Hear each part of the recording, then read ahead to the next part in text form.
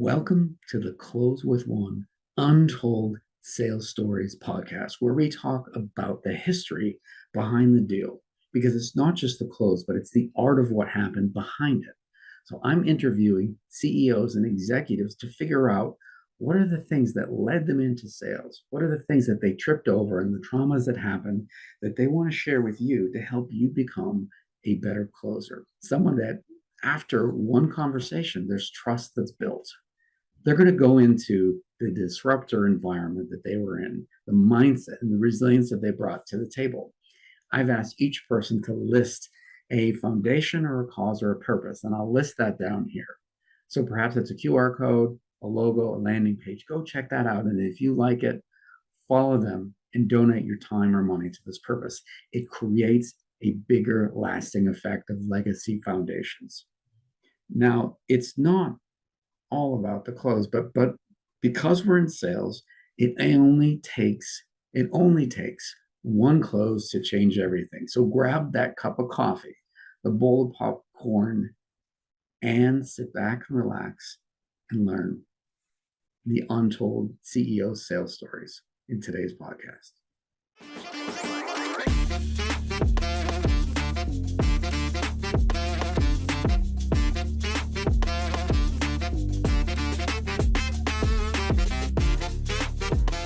Welcome to today's Close with One Untold CEO Stories podcast. Today we have Thomas Cox, and he's going to share this incredible story that he learned from one piece of insight of someone objectively seeing how he showed up on a sales call. And it's incredible how that one journey led him to get on stage and do improv theater and experiments, and that helped him connect in meaningful ways to his audience. And what's incredible is he's going to talk about how to be calm, curious, empathetic, show up with love in the way that the prospect goes, wow, I really trust this person. I will actually tell them what I want to have happen and create this powerful question that closes more deals in one call rather than 4, 5, 6, or never. Welcome, Thomas. Thank you, Mark. Mark, good to see you again. Good to see you as well. What's been remarkable for you today? For me, I was doing a work session with my partner Jim on our sales deck. We're like 10 minutes in, and his power goes out. Zoom call gets killed. Oh man! So he's texted me like, "We just finished with a phone call." I'm like, "Yeah, no problem." So I get him on the call, and we just, we're both looking at the same deck in two different places, and we talk it through, and it's at least as good of a meeting. Something about the creative constraint and having to change on the fly just focused us. So it was fun. Yes. It's fascinating that you mentioned that. I remember doing a pitch to a new client that I knew was going to be the biggest one of the year. Sweating, putting together the slides, and I was like, oh man, is 30 slides too much? And then at the last moment, I had this aha moment where I said, you know what? Something says don't show a single slide at all. But actually show one thing that's actually a spot where I can take notes on the screen and do a live screen share. And as Stacy was talking, I said, Stacy, what's the number one thing? She's like, the number one thing is, and this blew me away, Mark, I have 800,000 in commissions right now. And my goal is to get to 1 million, but I don't think that I can get there. I said, hang on, Stacy, that's your issue? And I said, why? She's like, and she started to explain it. And I realized that what she needed help with is kind of like one of those thermostats on the wall. She had set the thermostat to 80, and she didn't realize there was a way to get to 100. And she capped herself out and said, I can only get to 80. I don't know how to get to 100. Right. So we're ripping that off the wall, and we're going to take these 3 steps to get you there. And that day she said, okay, let's go. And she was my biggest client for the whole year with not even a slide, but just taking some notes. And Yeah, so these days, I just tell people start off with nothing and see what the something can be by going from there. I love it. So today's interesting because there's several things that I wanted to ask you that are relevant to the audience. Hmm. And sometimes the end of the conversation of a podcast recording becomes the beginning. And I'll show you how. And this is already being recorded for the dynamic of what's happening. Yeah. I remember you telling me your backstory, and then also you telling me two incredible things about sales theory, about how sometimes a salesperson can sound like that Charlie Brown wah wah wah wah wah voice, even though you don't want it, you don't think it, you believe they're hanging on every word, but in their minds, they're just hearing that weird voice of the adults in Charlie Brown. Yep.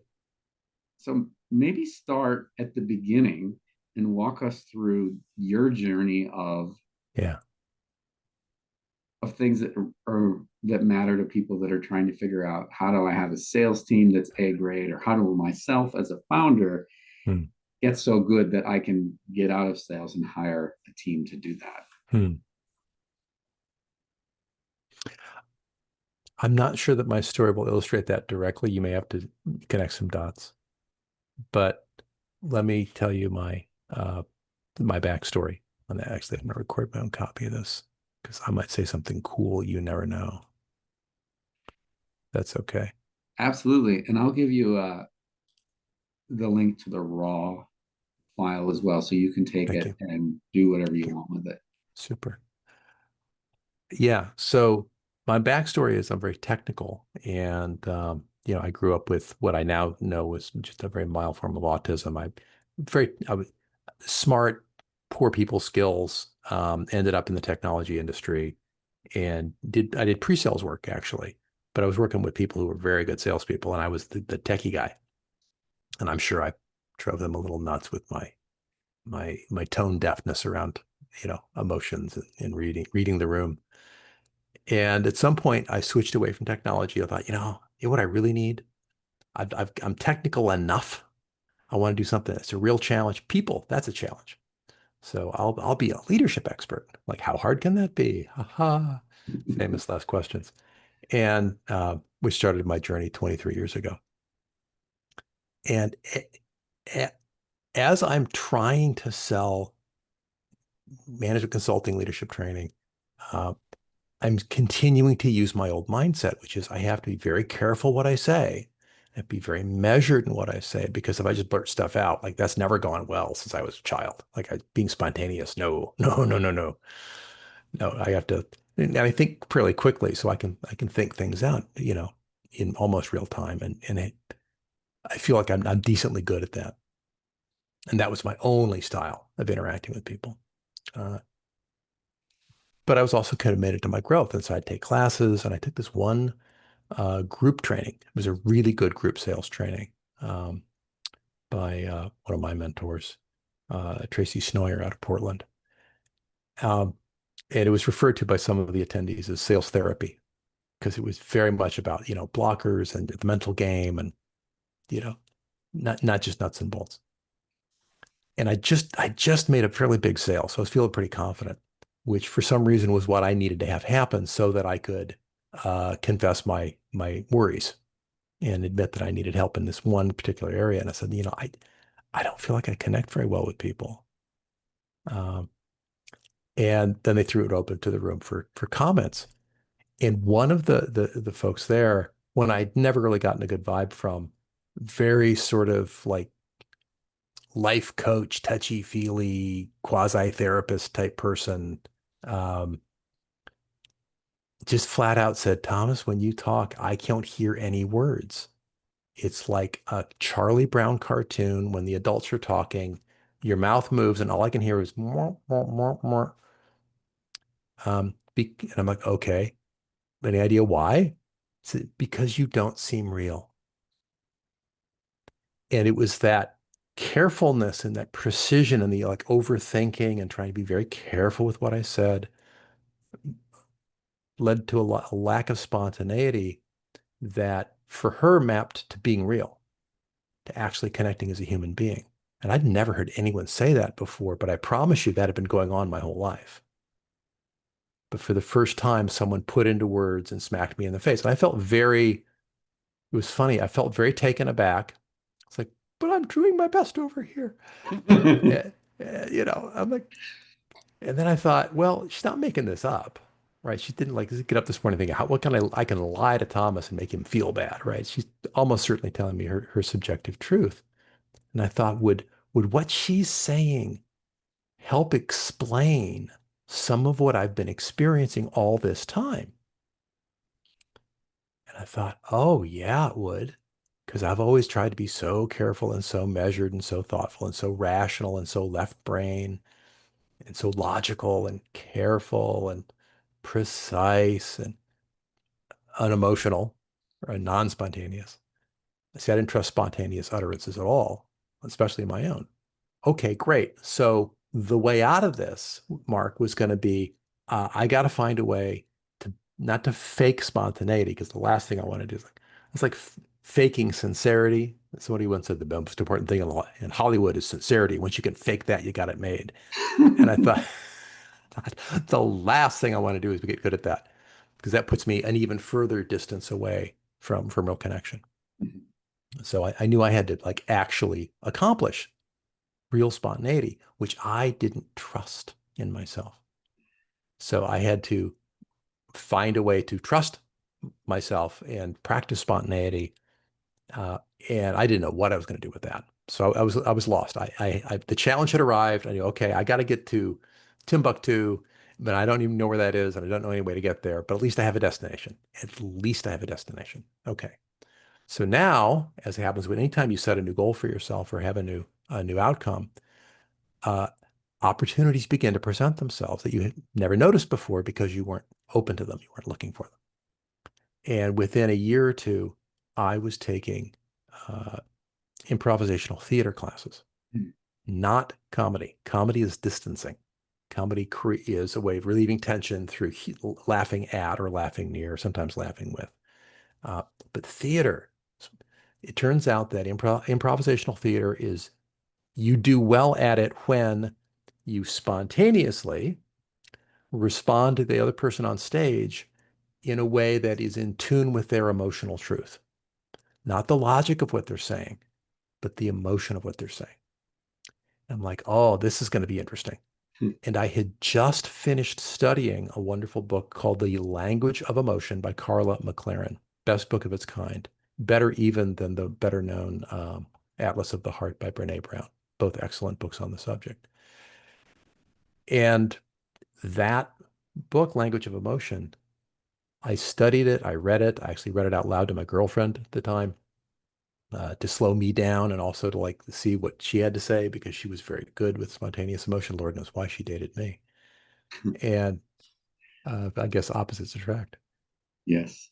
And uh, that reading and that study and that introspection about like what are my emotions trying to tell me? What messages do they convey? Can I trust my emotions a little more and not just treat them as these dangerous foreign entities that I must ignore and suppress?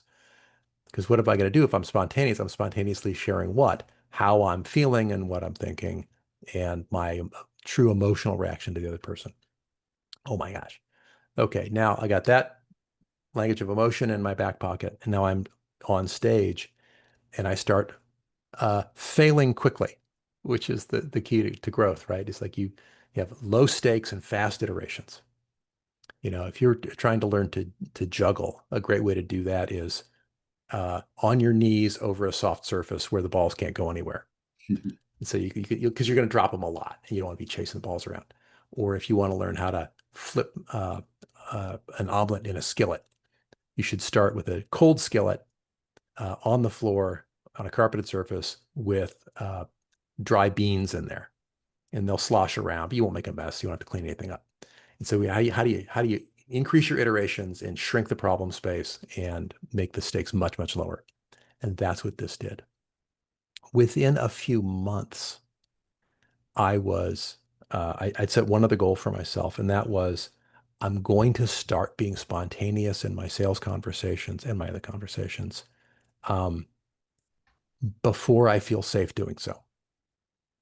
I have to just try it and risk failure and get way out of my comfort zone because that's the only way I'm going to grow at the speed that I need to. Because I couldn't wait a decade or two for this. Like I needed to sell.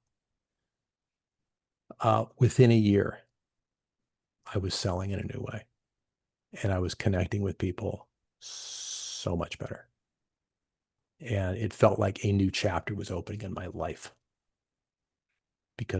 all because one person challenged me in a sales class and said I sounded like Charlie Brown's parents.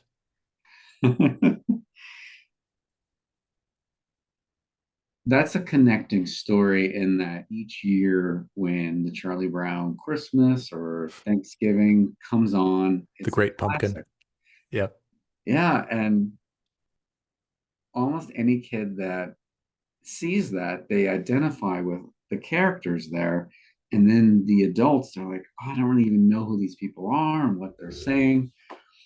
And that's almost the program that almost 90% of sales reps follow, which is they've seen it this way. So they do it that way and it becomes a habit. And I was Mm. listening to Atomic Habits for the second time Mm. with a sales perspective, and you Oh, use the words improv. yeah. If you're using the same habits, then there is no flexibility in improv to go, wait a minute, you just said this was important. And that other thing that I thought was amazing, but I went on about, you don't even care about. Yeah. And it made me think that when I meet someone for the first time, I have no idea their preset Mm. reality of why they joined the call. So I basically say, here's the mic. Why did you join today? Right. What compelled you that you wanted to actually receive a pitch that could be Right. this fastball with 5,220 slides and a long demo, and then 3 courteous minutes at the end to actually say, excuse me, I want to ask this. And sometimes the salesperson in that role feels like they're giving a gift for 3 minutes to say, you can have the mic now. What do you want to ask me about? And they're hoping that they'll say, can you ask me about the pricing and when can I start? Right. Yeah. How do I get my money to you? Yes. It's, I think you received one of the greatest gifts of feedback that was open and vulnerable for that person to also be able to feel like they could give you this gift and Yeah. you would receive it and not like go stomping out of the room and say, you just destroyed my life. How could you do that? You took it and you're like, Oh, I never heard that. yeah. Okay. Yeah. I don't know how well I took it in the moment, but Yeah. she gave it with the right spirit, and you can't be too attached to people, No, hearing your offers or taking action on them. it's fascinating the stories that we hear when we read books. And there's one that I came across a little while ago, which is 10x is easier than 2x. Hmm. And it made me think that it's actually a really good thing to step out and have somebody look at what you're doing independently and give you a chance to get to that greater productivity without having to double your time on LinkedIn or take your email campaign from 30,000 to 60,000 or have AI go crazy on it. And you're blasting everyone in the world and you're hoping, can I get 2 calls today? Can I get 2 sales calls from this intensity? Yeah. What has your journey been like? Because we talked about technology before, and lots of platforms that are out there and ways of thinking. What have you learned along the ways? Because I love that you have that cerebral view to things, and now the improv view. Uh, in what context are you asking? Just in the context of you connecting and Mm. serving others through the executive series and the courses and programs that you offer. Because Yeah. when you're on location with people, they're like, Yeah. I get it. I feel the Thomas experience. Right. It's interesting. I even before COVID, my Uh, we had some illness in my household and I couldn't travel because we couldn't risk me bringing back sickness into the house. So I started getting much more heavily into remote work. And then I won't say thank goodness for COVID because that would be um, the wrong way to view that horrible experience. But one of the side effects has been that there's much greater openness to remote work now than there was, in 2018. And I've gone fully remote with very few exceptions in that period. And so that's more than 10x to my reach because I used to be, Portland, Oregon metro area, and maybe up and down the coast a bit, and maybe I could drive somewhere. Uh, and remote doesn't make up for physical presence. Physical presence is still very powerful, and I do miss it. And not being able to deliver that does reduce my impact to some extent. But remote extends my reach. And what I've had to do is figure out how do I backfill in such a way that the experience someone has with me in a seminar, presentation, a workshop is as powerful as it can possibly be.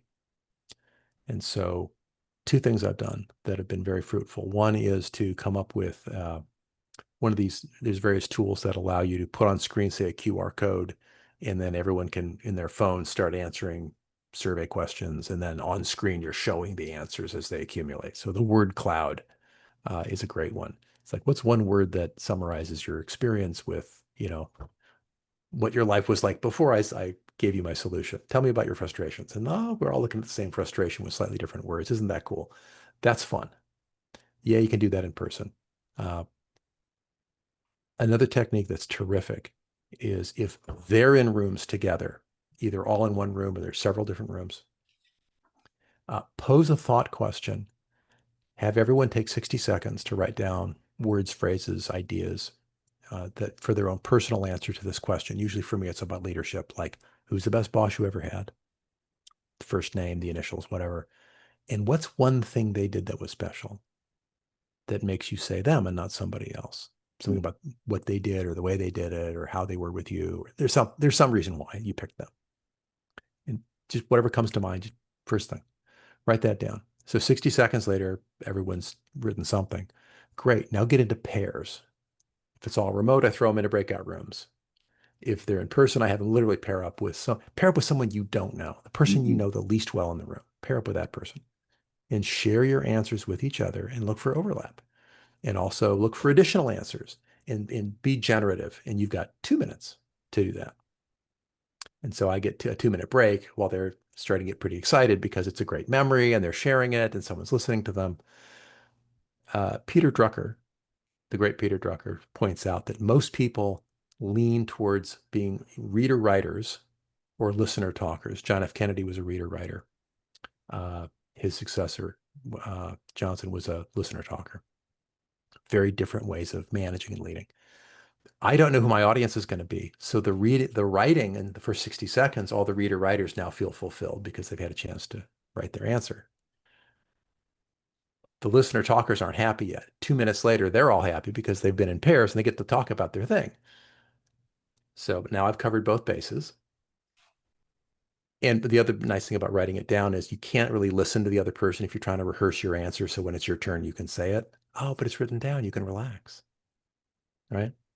And then if the group's big enough, I'll say, now get into groups of four. Your pairs should pair up and boil your answers down to 3-word phrases of why that person was your best boss ever, or whatever the point is you're trying to make. And so now people are converging and they're telling you have 4 minutes to do that. Tick tock, let's go. And so the time limit focuses them and they're having this interesting conversation on a topic that's important to them. And then we're going to throw their answers up on the screen so they feel heard. And it's very immersive. The energy is very high. And I can do that remotely just as well as I can do it in person. And it never fails when it's done well to uh, create a very memorable experience. And whatever comes out of that room, they all believe it because they co-created it. And like this is their understanding of the problem space. And what I have them do in my case is I have them describe the best boss they ever had. And every answer that comes up, interestingly enough, I'll say, oh, well, he said, you know, I tell the groups before, if one person says something happened a certain way, but the other, you like, my boss wasn't that way, deprecate that answer. But if there's an answer that all four of you, like, yeah, my boss was that way too, put that at the top of your list, right? So we get the top characteristics of the best bosses, and everyone's like, yeah, my boss too. Yeah, my boss too. And so we'll have a list of about 15 things. And literally everyone's like, yeah, my boss was just like that, cared about me as a person, upheld high standards, was calm in a crisis, really listened to me and got to know me, gave me responsibility faster than I thought I was ready for it. There's a coherent list. And then, of course, just for fun, I flip to my next slide and it's the same list Yes. because I know it's coming. And they're like, how'd you do that? I'm like, it's magic. No, I'm not Chris Angel. It's just everybody's best boss experience is the same as everybody else's best boss experience because what I'm describing is the leadership experience that brings the best work results out of you. Psychological safety, calm presence, which brings you into your best, most constructive frame of mind. You're not angry. You're not scared. You're not. I can't say that. Oh, I don't dare voice my. No, no, no. You do dare to voice your thoughts and concerns and admit to mistakes and admit to needing help and whatever. There is a singular way in which humans operate at their best. And this helps them realize that they knew it all along. And I'm proving my point with their memories. And when I tell them, look, this is the profile of an excellent boss, and I can teach you how to be that. That list of 15 behaviors, I can show you literally in 18 weeks exactly how to embody all of those behaviors and deliver the kind of experience you got from your best boss. You'll be delivering it to your subordinates. I can deliver that for you. And then they're like, okay, prove it. Or okay, how? Or it's like, well, how are you going to do it? That seems like a heavy lift. It's like, yeah, it's a heavy lift. You got to learn. But now that they can picture the psychology of what it would be like. If I really want to nail it, I'll say, before I go further, what would it be like for you here at work if you and all the other managers were operating at the level that your best boss operated at? How would that shift things for you? How much time would you no longer be wasting in petty squabbles? How much time would you save from endless meetings with no decisions? How much time would you save from ass coverage and um, fear and trying to hint at things? Just say it directly. How much, how much would the top line grow? How much would the bottom line grow? I typically get answers like, oh, top line would grow 20%. Oh, okay. What's that worth to you? Mm. And now we're talking about not just the transformation, but the value of the transformation. And that's a fun sales conversation for me, both because it is so aspirational, because it's grounded in their own lived experience, and they know what it feels like to have that kind of a boss, and they would love to be that kind of boss. Who wouldn't love to be that kind of a boss for their people? And I'll mention parenthetically, I once asked my dad, why did he name me Thomas? Because we don't have any close relatives named Thomas. And he said, and I only put this together years later, yeah, uh, Thomas King was a guy my dad worked with. He said he's best boss I ever had. He named me after his best boss. And I completely forgotten he told me that until decades later when I was doing this work. Wow. That's Spo- incredible. Cue the spooky music, right? Yeah. It's interesting how you created this parallel of writer, reader, and talker, listener. And you talked about JFK being the writer, Yeah, reader. yeah, I was very interested in politics back when I was in high school. And I'm the kind of person that likes to jump into something and figure out what is it like, and then see if I can swim my way out of it. If I feel like I'm not going to drown. And there was this opportunity to go to Washington D.C. and Mm. meet your senators. So I Oh, that's grew up cool. in Boston and I left my accent there. Yeah, So no one's going to be talking about Mark and Pock and Cause and all that stuff. got it. But I had a chance to meet with Teddy Kennedy and Oh, then wow. John Kerry, two totally different interactions. So I'm at Teddy Kennedy's office and I knock on the door, and the person says, "We've been expecting you, Mark. Go sit over there in the library." So I'm sitting in the library and I'm waiting for him to come into the room. And when he came into the room, when Teddy Kennedy said hello, he said, "Mark, welcome. What's important to you?" And he just was quiet. I was like, "Oh, wow. He's given me the microphone." Wow. And I had 15 minutes with him.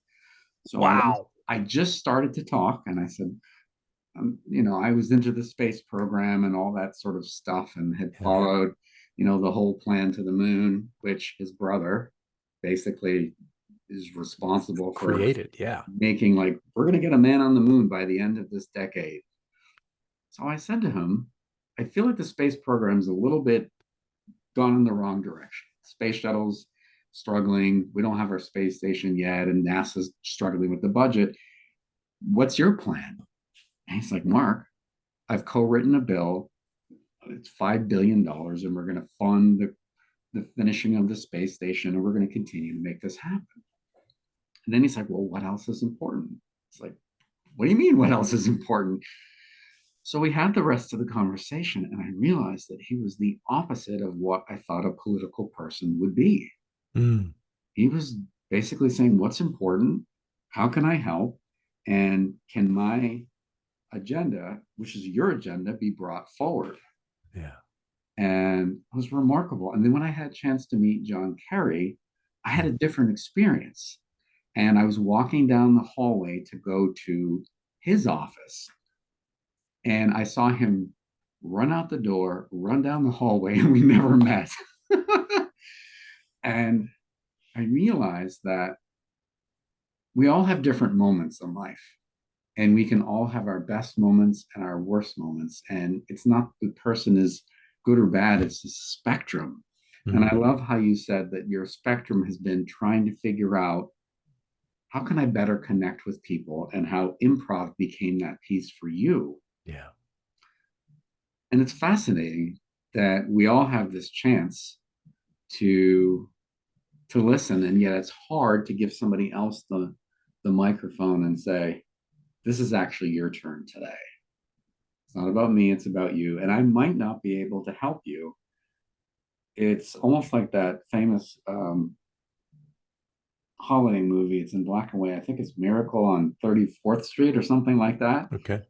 And the whole premise is someone's going to buy a gift from a famous store in New York City. And I think it's the Macy's store. And someone goes in, and the Macy's salesperson says, "We don't have that, but go to Gimbel's." And so they referred that prospect, that customer, to their competitor and said, "We don't have it, but we know they do." Right. And as a result of that, Macy's sales skyrocketed because they didn't serve themselves, they served the customer and their competitor and said, "Go down there, they can take care of you." Yeah. We put your needs ahead of our desires. Yeah.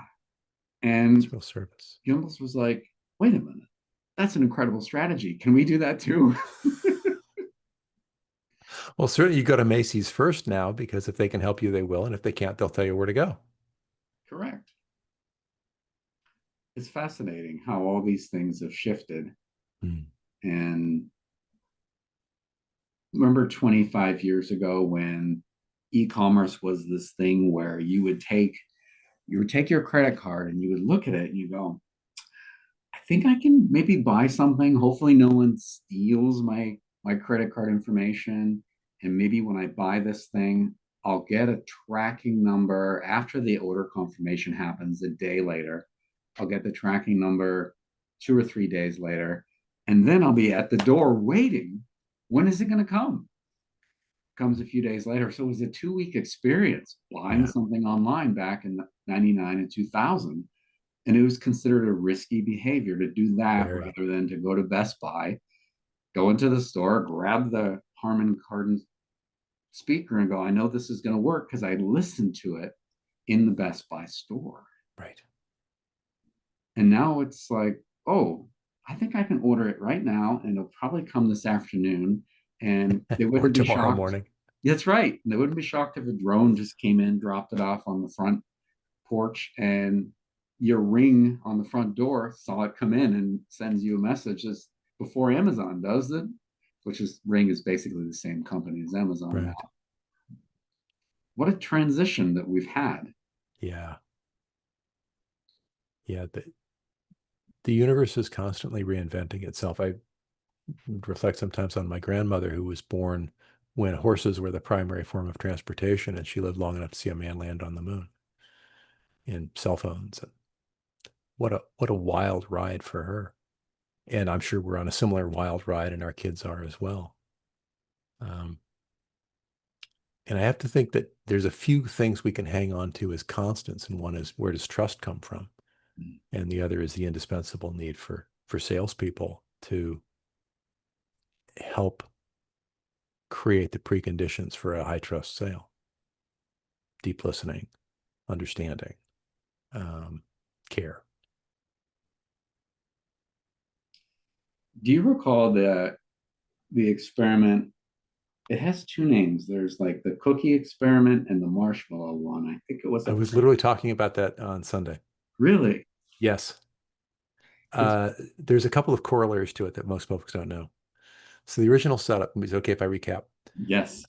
So the initial thought is, well, we'll take young kids, put them in a room, put a marshmallow cookie, whatever treat in front of them, and say, now, if you don't eat it for a few minutes, we'll give you a second one. When I come back. The idea being we would test their ability to postpone gratification.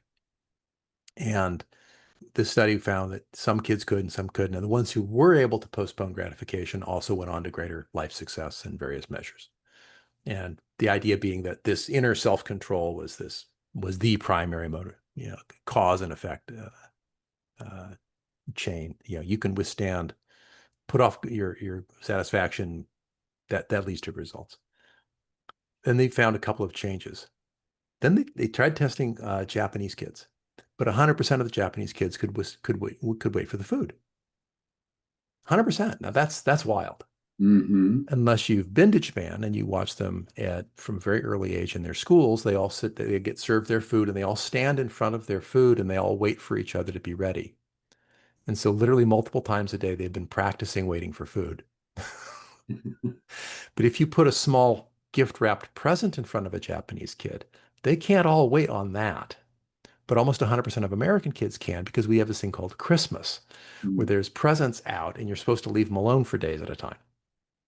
Yes. So, okay, so there's some cultural baggage here. Okay, interesting. And then you can further manipulate your results if you tell the kids, hey, while you're waiting for the experiment to begin, here's some coloring books, and you give them broken crayons. And then you say to the kid, oh, these crayons are broken. I'm so sorry. Here, I promise to bring you some proper, not broken crayons. Half the kids, you fulfill that promise. Half the kids, nobody ever fulfills that promise. Guess what that does to their willingness to take you at your word that if they don't eat the cookie, they'll get a second one. If you keep your promise about, I will bring you crayons, and then I say, hey, if you leave the cookie alone, I'll bring you a second one. See, oh, adults can be trusted around here. Okay. And they wait. And if they never get the crayons, like, I can't trust these adults. I'd be an idiot to postpone in this environment. So the context can almost completely determine that particular experimental outcome. But then we go back to the original experiment and say, why were some kids willing to wait and some not? They were surrounded by adults who kept their promises or didn't. And kids surrounded by adults who keep their promises are probably being set up for greater life success. Wow. I thought you were going to go in a different direction and say, for the kids that got the broken crayons, this was a test of whether they stayed within their lane or they used their entrepreneurial mindset to go, I'm just going to tear off this paper and start drawing now, coloring now, because I've got something already here and I want to do it before I forget. Now, We that's all an have interesting this, experiment. We should design that one. yes, and we talked and started the conversation off with we all have different minds in the ways that we use them. And sometimes I wonder, why do we have some of the minds we have today? Gates, Jobs, Musk, and we can make a list as big or as small as we want. We can add Branson, we can add Bezos. But if you go back 20, 30, 40 years and be earlier, you're like, all right, so we had Carnegie, and prior to that we had Edison, Tesla's there along the way. Each generation seems to get these individuals that inspire society to look at something and go, wow, that's so innovative. It's kind of scary, but it could be the future. And what do we do about it? Hmm. And it's fascinating because salespeople have that incredible responsibility to say, I hear that you have this thing.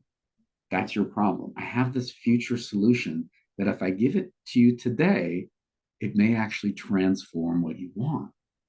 But it comes down to the function of, do I believe your vision? Do I trust your vision? And can I take a big enough risk that if I bet my money or the company's money on it, if I'm wrong, they're not going to skip me for a promotion, not give me a raise, or the worst case, you took a risk and the company isn't doing as well. So we're going to actually ask you to go to another department or maybe leave the company. And Right. it's not that a company would ever say that, but it's subconscious that they feel like Yeah. I'm responsible to keep the checks coming to my family and put dinner on the table. So Yes. I'm going to take all my decisions that were risky and make them into a bunch of micro safe decisions. Hmm. So yeah, there's somebody who call that psychosocial risk taking or social risk taking. That's the work of Amy Edmondson in psychological safety. And of course, what we all want our teammates to do is take appropriate modest-sized risks, especially around things like asking for help, admitting they need help, admitting they made a mistake. Don't hide your mistakes. If you hide your mistake, it takes longer to find it and fix it. Don't shift blame. That just wastes everybody's time and makes us all defensive. But it's on leadership to create the environment where people feel able and willing to those take the social risk of admitting a mistake, asking for help, offering a new idea, offering an honest critique of someone else's idea. Those are the big four. And if you're selling to somebody who's operating in a very low trust environment where they're unwilling to do any kind of risky thing, uh, you better either hope that you've got a product that looks like a sure hit, a sure thing, or it's the incumbent. Or you're like me and you're actually selling leadership training and you're changing that leadership environment and bringing about a condition of greater psychological safety. But boy, yeah, selling to scared people is a different game than selling to empowered folks who are willing to take modest sized risks. Very different game.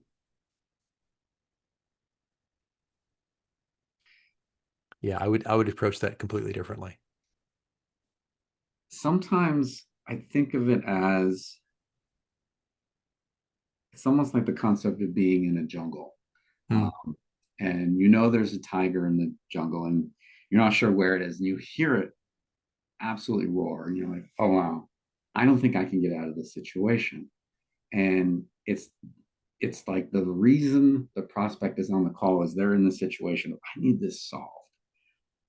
And when they're faced with the opportunity to solve that problem, they get 100 reps that are like, go this way, go that way, go this way, this is safe. And the prospect has microseconds to figure out, well, which person do I trust? Yeah. And if they figure this stuff out so quickly on the call, subconsciously their mind is going, no, no, no, no. And then at a certain point, they're like, oh, now I got another hour on this call. How do I just, hey, can you send me your pricing? Yeah, that'd be great. My people will get back to yours. And we're going to think about it. Yeah. That stuff just rolls out. Translation, you've fallen off my radar, but I don't feel like getting into a scene with you. Yeah, it's this jungle test. And it comes back to our survival brain. Hmm. And it's a really important thing that keeps us all safe Yes. and keeps us all out of that space of fear and distrust. And the trust kind of puts the structure of safety around us. I like how the example you said is if you're going to learn to juggle, start off at a low height.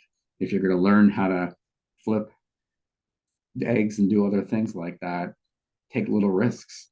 And I also love how you said a comedian, when they're giving jokes, kind of isolates themselves from the audience, where improv, you're pulling people in and they're getting excited about what's going to happen.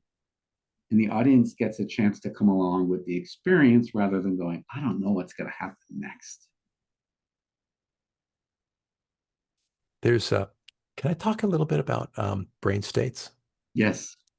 So, two things have popped into my head that I might want to share. One is, let's see if I can find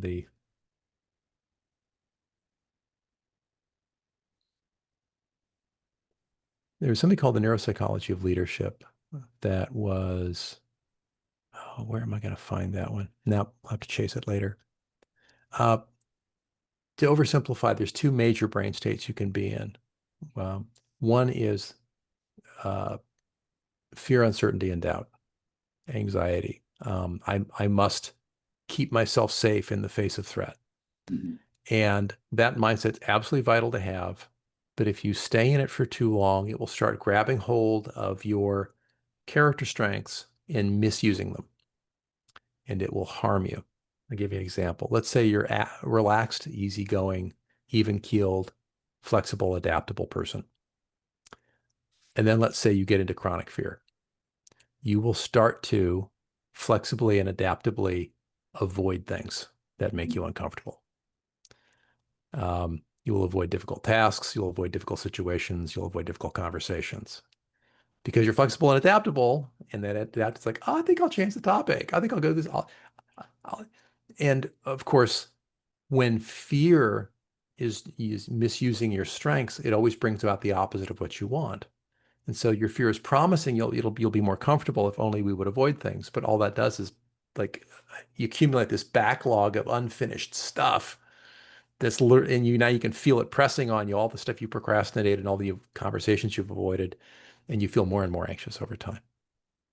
Let's say you're confident, action oriented, and decisive, strong will, highly persistent, and then you get scared, and your fear hijacks this action orientation and decisiveness. You start trying to control other people.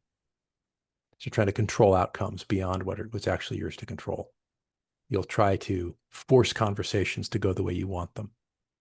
And now, as a salesperson, obviously that's going to backfire on you badly.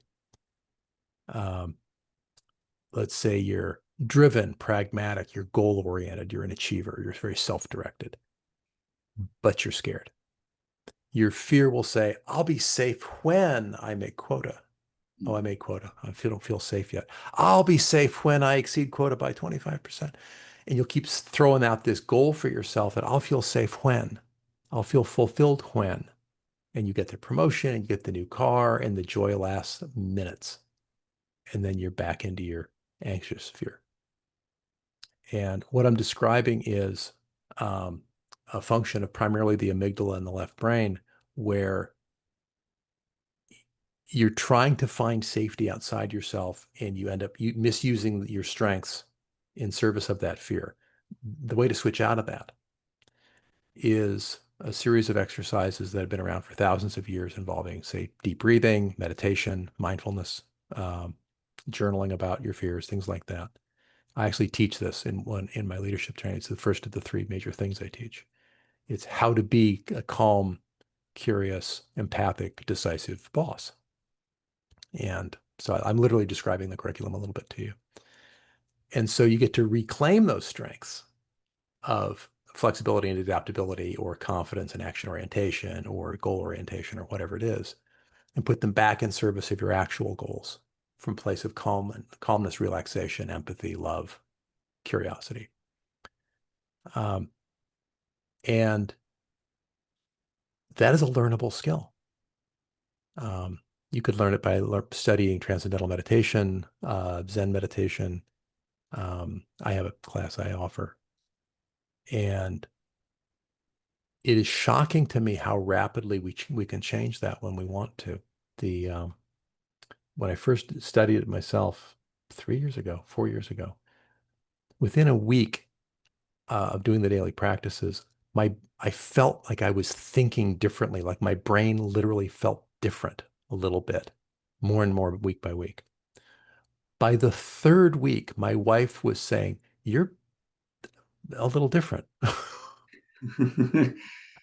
I And was more that's patient unique with right her. I was there. more calm with her. I would listen. I wouldn't be impatient. I wouldn't cut her off. I wouldn't, overreact to something that sounded like criticism.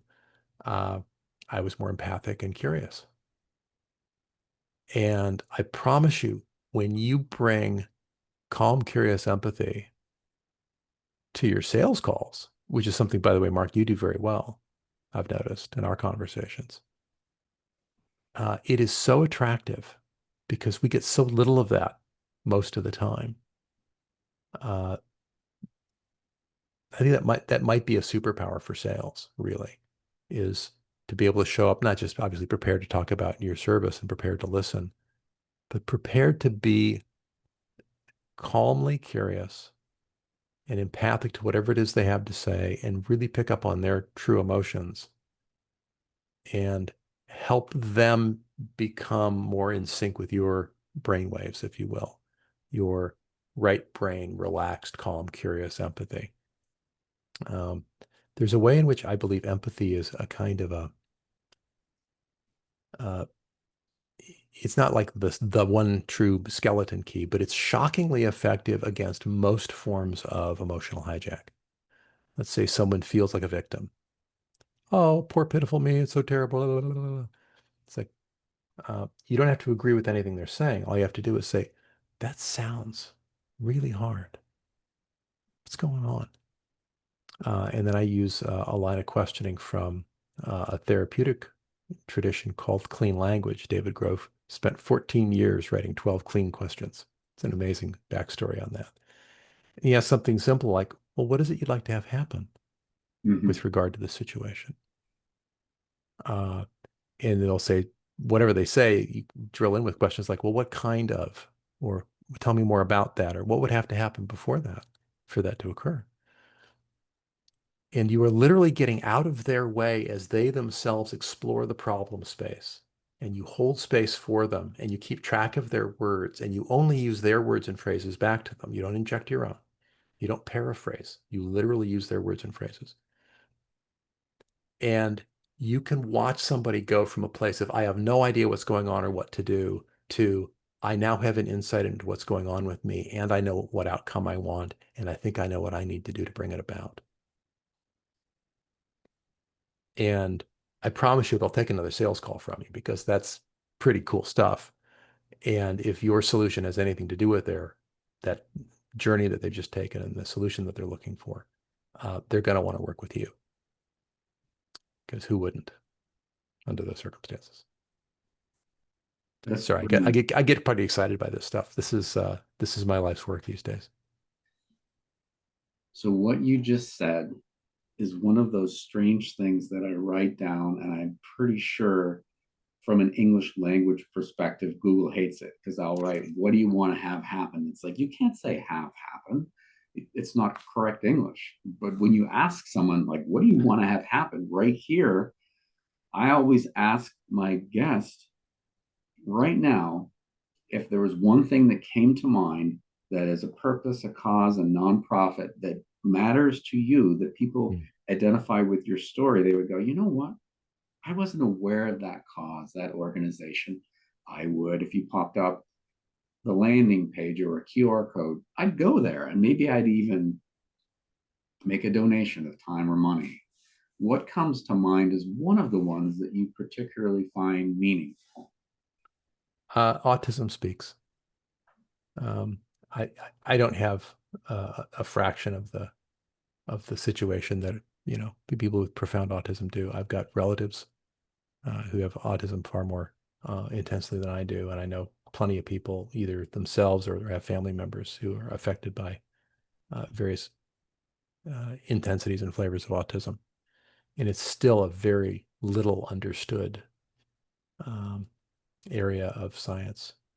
And so autismspeaks.org is the website that I would direct people to. Wow, I didn't expect that. I did you'd hinted that you might ask me that, and I completely wasn't ready to give an answer. I figured I'd either come up with an answer or I'd just throw it back to you. And then just now you asked, I'm like, oh yeah, autism speaks.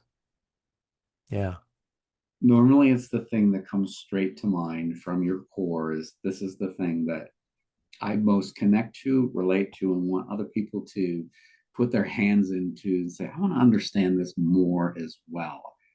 yeah, And it directly relates to what we talked about today, which is connecting and building trust and helping people communicate yeah. and to have that human to human connection that is even more meaningful now than ever because it replacing things with digital information doesn't replace the whole human experience of being able to see someone face to face. It's true. Thank you for being on the show today, Thomas, and sharing your insights. Thank you. Appreciate it being on. I appreciate having a chance to talk with you and maybe reach your listeners.